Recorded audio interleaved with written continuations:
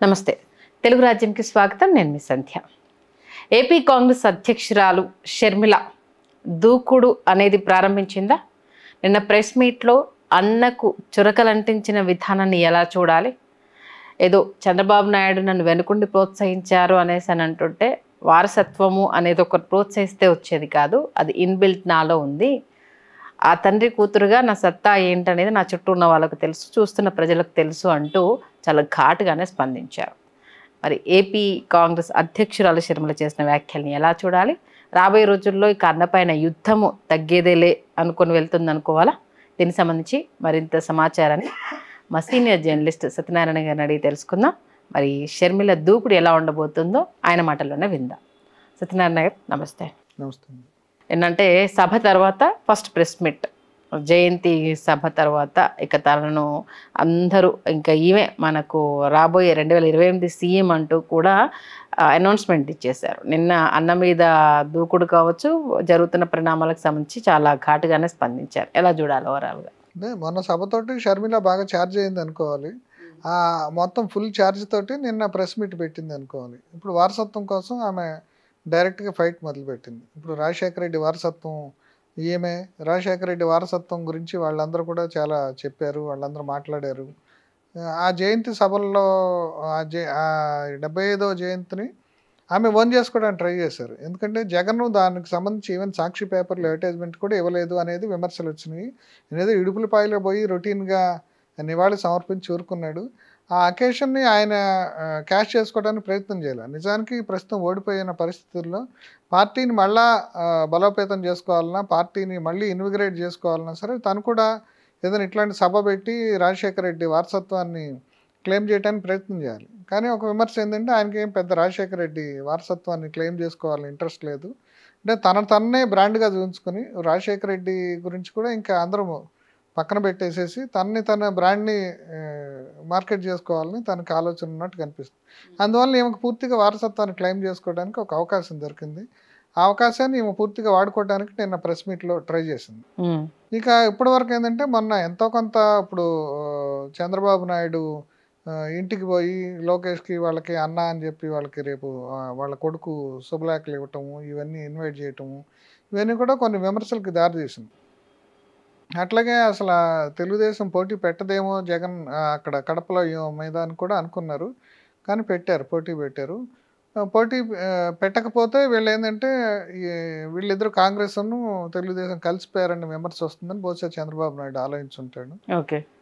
అయితే మొత్తంగా కూడా ఈ షర్మిల ఎఫెక్ట్ కూడా మనం చంద్రబాబుకి బాగా ఉపయోగపడింది. ఆమె గెలవటానికి అది ఉపయోగపడలేదు, కానీ షర్మిల, సునీత వాళ్ళు ఇద్దరు కూడా వాళ్ళని పరువు తీయటానికి, జగన్మోహన్ రెడ్డి పరువు తీయటానికి బాగా ఉపయోగపడ్డారు. అదే ఏదో విభీషణ సంతతి అంటారు, 5th కాలం అంటారు. జనరల్గా రావణాసురుడి దగ్గర నుంచి విభీషణుడు వచ్చి వాళ్ళ రహస్యాలు చెప్తేనే, పొట్టలో బాణం సంధిస్తేనే నువ్వు అక్కడ ఏదో ఉంటుంది అక్కడ కొట్టమని చెప్పాడు, దాంతో రాముడు గెలిచాడు. అందుకని విభీషణ సంతతి అనేది ఒకటి ఉంటుంది. బట్ అక్కడ విజయం వచ్చింది, ఇక్కడ రాలేదు కదా. మరి ఇక్కడ రాలేదంటే ఇమీడియట్ గా చంద్రబాబుకి వచ్చింది విజయం. ఓకే. ఇప్పుడు ఇక్కడ వీళ్ళు మెయిన్ ఎజెండా అక్కడ కాబట్టి అక్కడ వచ్చింది. ఇప్పుడు ఇక్కడ విభీషణుల సంతతి అంటే వీళ్ళు సునీతాన్ని వీళ్ళిద్దరు అంటే వాళ్ళకి డైరెక్ట్ గా లాభం రాలేదు. అంటే ఈయన దగ్గర డైరెక్ట్ చేరలేదు, కానీ వీళ్ళు అక్కడ ఏదైతే చేసిన ఫైటు, వాళ్ళ బాబాయి గొడ్డల కథలు, సానుభూతి కథలు, వాళ్ళ ఆడపడుచుల పసుపు కుంకాలు, లేదంటే ఇవన్నీ కొంగుబట్టి ఆర్దించటము, ఇవన్నీ ఏంటంటే ఒక యాంటీ ఎస్టాబ్లిష్మెంట్ని, జగన్ వ్యతిరేక సెంటిమెంట్ని బాగా రగిల్చాయి.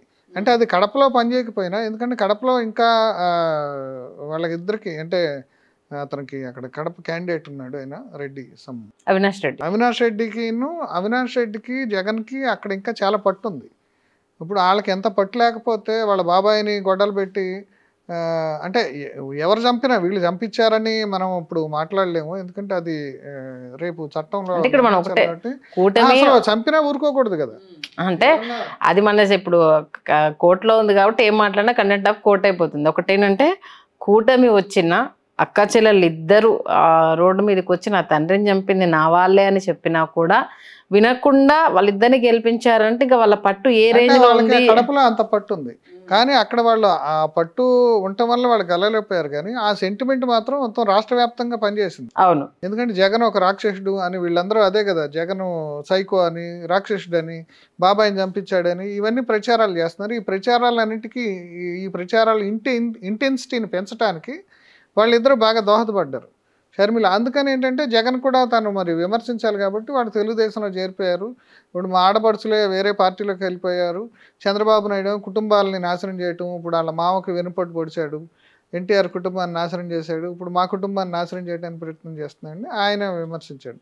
అందుకని ఇప్పుడు ఆమెకి ఏంటంటే నిన్న ఇప్పుడు ఆ తెలుగుదేశం విషయం కూడా ఎందుకు చెప్పుకోవాలంటే వాళ్ళు ఇచ్చిన విమర్శనకి సమాధానం చెప్పటము, నెక్స్ట్ ఇప్పుడు రాజశేఖర రెడ్డి వారసత్వాన్ని చేయటము, నెక్స్ట్ ఇప్పుడు కాంగ్రెస్లో కూడా సీనియర్స్ చాలా మందికి ఏమి రావటం.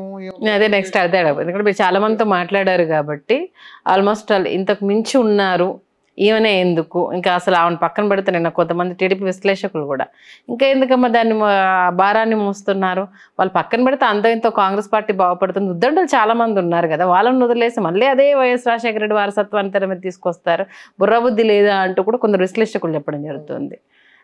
మీరు మాట్లాడిన సీనియర్ కాంగ్రెస్ నేతలు కూడా చాలా మంది కొంత అసహనాన్ని వ్యక్తం చేశారు. మరి ఇంత వ్యతిరేకత మధ్యలో ఆవిడ ఎలా అధ్యక్షురాలుగా కంటిన్యూ అవుతుంది? అదే ఇప్పుడు ఆమె తెలంగాణ ఆడబెట్టినని ఇంతకుముందు చెప్పుకుంది, అక్కడ ఫెయిల్ అయింది. అక్కడ రేవంత్ రెడ్డి కూడా అక్కడ ఏముంటే న్యూసెన్స్ అని ఆమెను ఇక్కడికి పంపించాడు. మన పరిణామాల్లో క్లియర్గా అందరికి అర్థమైంది. అందుకని ఈమె పార్టీని కాంగ్రెస్లో విలీనం చేయడానికి కూడా చాలా డిలే జరిగింది. ఈమె ఒక దశలో అక్కడి నుంచి పార్లర్ నుంచి పోటీ చేయడానికి కూడా సమాయత్తమైంది. ఇవన్నీ జరిగిన నేపథ్యంలో ఇప్పుడు ఇక్కడ చాలామంది అంటే కొంతమంది ఎవరైతే కాంగ్రెస్ సీనియర్లు ఉంటారో వాళ్ళందరికీ లోపల కోపంగానే ఉంది. ఏంటి ఇక రాజశేఖర రెడ్డి ఫ్యామిలీ తప్ప ఇంకెవరు లేరా ఇక్కడ కాంగ్రెస్ని. ఇప్పుడు నిన్న హర్షకుమార్, ఆయన మాజీ ఎంపీ హర్షకుమార్ కూడా ఇక్కడ దళితులు, బీసీలు వీళ్ళందరూ కూడా మొదటి నుంచి కాంగ్రెస్ తోటి, ఎస్సీ ఎస్టీ మైనారిటీలు అందరూ కూడా కాంగ్రెస్ తోటి ఉంటారు. ఇప్పుడు నేనున్నాను నాకు అప్పచెప్పండి అధిష్టానం అంటే నన్ను నమ్మట్లేదు. ఇప్పుడు షర్మిల నమ్ముతున్నారు. షర్మిల మొన్న అధిష్టానం ఇచ్చిన డబ్బులు కూడా క్యాండిడేట్స్కి పంచలేదు. ఇవన్నీ ఇంకొక ఇద్దరు విజయవాడ నుంచి కూడా వాళ్ళు ఇట్లా విమర్శలు చేసేది లెటర్ రాస్తే వాళ్ళని సస్పెండ్ చేశారు పార్టీ నుంచి నాయకుల్ని. అంటే ఇట్లా జరుగుతుంది. అంటే ఇవన్నీ జరిగాక ఇప్పుడు అసలు ఏదో ఒక నాయకుడు కావాలి అంటే నాయకుడు మహిమలు చేయాలి. అంటే ఇప్పుడు రాజశేఖర రెడ్డి కూడా ఇప్పుడు 2004లో పడిపోయిన కాంగ్రెస్ని లేపాడు, ఇందిరమ్మ రాజ్యం అనే స్లోగాన్ని మళ్ళీ తీసుకొచ్చాడు కాబట్టి ఆయన ఒక నాయకుడి కింద నిలబడ్డాడు. అట్లాగే ఇప్పుడు ఏమో కూడా తాను నాయకురాలుగా నిలబడాలంటే మళ్ళీ పాదయాత్రలు అక్కడ ఏదో 3000 కిలోమీటర్ల పాదయాత్ర చేయటం, లేకపోతే ఇంక ఇక్కడ నాయకుల్ని ఆకట్టుకోవటం ఏదో ఒకటి చేయాలి. అంటే అట్లా ఏం వండర్ ఏం క్రియేట్ చేయగలదు అనేది చూడాలి. అంటే ఇక మరీ వ్యతిరేకత ఇప్పుడున్న కూటమి ప్రభుత్వం మీద వస్తే తప్పితే పెద్ద అద్భుతం అయితే జరిగే అవకాశం అయితే లేదు సార్ ప్రజెంట్ అయితే. ఈ కూటమి బలంగా ఉన్నంతకాలం ఆమె కూడా పట్టు దొరకదు. ఇప్పుడు కాంగ్రెస్ కూడా డబ్బులు పెట్టేవాళ్ళు కావాలి. అంటే ఇప్పుడు రేవంత్ రెడ్డి, ఇప్పుడు శివకుమార్ డబ్బులు పెడతామన్నారు, వాళ్ళు ఎలక్షన్స్ వచ్చినప్పుడు పెడతారు. కానీ ఇప్పుడు ఇమీడియట్గా కూడా కాంగ్రెస్ అధిష్టానానికి కూడా ఇక్కడ అసెంబ్లీ ఎలక్షన్స్ ఏమి లేవు కాబట్టి ఇమీడియట్గా ఇక్కడ పెద్ద శ్రద్ధ తీసుకునేది ఉంది. మళ్ళీ ఎలక్షన్స్ వచ్చే టైంకి ఏమైనా పార్టీని కొంచెం హోప్ఫుల్గా తయారు చేస్తే అప్పుడు వాళ్ళకి కూడా ఇంట్రెస్ట్ ఉంటుంది. మరి దానికి మొదటి స్టెప్ అనుకోవాలి ఇప్పుడు నిన్న ప్రెస్ మీట్. అంటే ఆల్మోస్ట్ ఇంకా 3 years టైం సార్. అంటే కదా ఎలక్షన్స్, అదే అంటున్నా. కాబట్టి ఇప్పుడప్పుడే అయితే ఆ దూకుడు ప్రదర్శించే అవకాశం లేదు. ప్రియారిటీ ఇప్పుడు ఏదైతే రాబోయే అసెంబ్లీ ఎలక్షన్స్ సరిపోయే రాష్ట్రాల మీద ఉంటుంది, కానీ ఇక్కడ పెద్దగా ఉండదు. అప్పటి వరకు ఏం చేయగలుగుతుంది అనేది చూడాలి. ఎందుకంటే ఇప్పుడు ఏం చేయాలన్నా డబ్బులు కావాలి. ఇప్పుడు దాకా మొన్నటి వరకు అంటే అన్నాచెల్లెల అస్త్రం ఒకటే ఉంటుంది సార్, నిరాహార దీక్షలు ఏదో ఏమన్నా సరే. ఇప్పుడు ఎవరి మీద ఫైట్ చేయాలి? ఆమె చంద్రబాబు మీద ఫైట్ చేసినా సరే పెద్ద దానికి శాంక్టిటీ ఉండదు. మొన్నదాకా వాళ్ళు అంటారు మొన్నదాకా కలిసే కదా మీరు నన్ను ఓడించారని. అట్లా రాజశేఖర రెడ్డి వారసత్వం చీలిపోయి ఉంది. అందుకని ఇంకా ఆమె ఏం చేస్తుంది అనేది ఇంకా నెమ్మదిగా చేయాల్సిందే తప్ప అంత దూకుడుగా ఇప్పుడు చేసి మొన్న అక్కడ 3000 కిలోమీటర్లు కాళ్ళు బాలగొట్టుకుని చేసింది ఏం లేదు. అంత వేస్ట్ అయిపోయింది కదా ఎనర్జీ. అంటే ఏమికి కొంత తొందరపాటు ఉంది, వ్యూహం. ఇప్పుడు అందరం కలుపుకోవాలి. ఇక్కడ ఫస్ట్ ఏంటంటే జిల్లాలు తిరిగి జిల్లాల్లో ఉన్న నాయకత్వాన్ని, ఇప్పుడు రాజశేఖర రెడ్డి కూడా ఏంటంటే స్ట్రెంగ్త్ జిల్లాల్లో ప్రతి జిల్లాలో ఆయనకంటూ మనుషులు ఉండేవాళ్ళు. ఆయన అధిష్టానానికి ఆ రోజుల్లో కూడా పెద్ద పెద్ద సీఎంలకి, పెద్ద పెద్ద నాయకులకి ఆయన ఎదురు తిరిగాడు. ఇప్పటికి 30 ఏళ్ళు ఆయన అసమ్మతవాది. అయినప్పుడు కూడా ఆయనకి ప్రతి ఊళ్ళో ఆయన మనుషులు అంటూ ఉండేవాళ్ళు.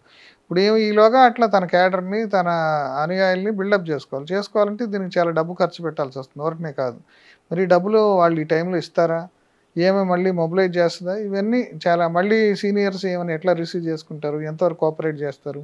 అంటే ప్రస్తుతానికైతే డబ్బులు పెట్టడానికి ఎవరు ముందుకు రారు కాబట్టి సీనియర్స్ నుంచి కోఆపరేషన్ వచ్చినా రాకపోయినా ఈ ఒక్కటి నేను బాహుబలిని అనేసి ఒంటిగా వెళ్ళాల్సింది తప్పితే అదర్వైజ్ అయితే పెద్దగా సపోర్ట్ అయితే ఉండకపోవచ్చు సార్, ఓపెన్గా మాట్లాడుకుంటే అయితే. ఎందుకంటే ఇప్పటికిప్పుడు ఎలక్షన్స్ వచ్చేది లేదు, పార్టిసిపేట్ చేసినా జనాలు అంత ఈజీగా మోల్డ్ అయ్యేంత సిచ్యువేషన్ ఉండదు. దేంట్లో ఉండి ఇప్పుడు కూటమికి సపోర్ట్ చేస్తారు తప్పితే ఎవరైనా యునానిమస్గా ఇప్పుడు మున్సిపాలిటీ ఎలక్షన్స్ వచ్చినా ఇంకా కార్పొరేషన్ పోటీ బిట్వీన్ జగన్ అండ్ కూటమి, ఎన్డీఏ కూటమి, చంద్రబాబు. జగన్ పర్సనాలిటీస్ అయితే జగన్ అండ్ చంద్రబాబు, లేదంటే అది వైఎస్ఆర్సీపీ ఎన్డీఏ కూటమి అనే ఉంది తప్ప ఇంకా అసలు కంటెండర్గానే రాలేదు. కంటెండర్గా రావడానికి చాలా కృషి చేయాల్సి వస్తుంది. ఓకే, మొత్తానికైతే తను నిరూపించుకోవడానికి అయితే ఇంకా చాలా శ్రమ పడాలి, అద్భుతాలు జరిగాయి. ఇంకో విషయం ఏంటంటే పార్టీ కూడా బలంగా లేదు. కాంగ్రెస్ ఆల్రెడీ 10 ఏళ్ల తర్వాత కొంచెం ఆగ్రహం తగ్గిందేమో కానీ కాంగ్రెస్ పుంజుకోవాలంటే, కాంగ్రెస్కి చిగుర్లు పట్టాలంటే, పుంజుకోవటం కాదు, చిగుర్లు పట్టాలంటే చాలా టైం పడుతుంది ఇప్పుడున్న పరిస్థితి. థ్యాంక్ యూ సత్యనారాయణ గారు, మంచి విశ్లేషణ అందించారు. రేపు ఆమె రాజకీయ మంత్రాంగం ఎలా ఉంటుంది అన్న విషయాన్ని, అంటే ఏ పాయింట్స్ రైజ్ చేసే అవకాశం ఉందన్న విషయాన్ని చాలా చక్కగా తెలియదు సార్.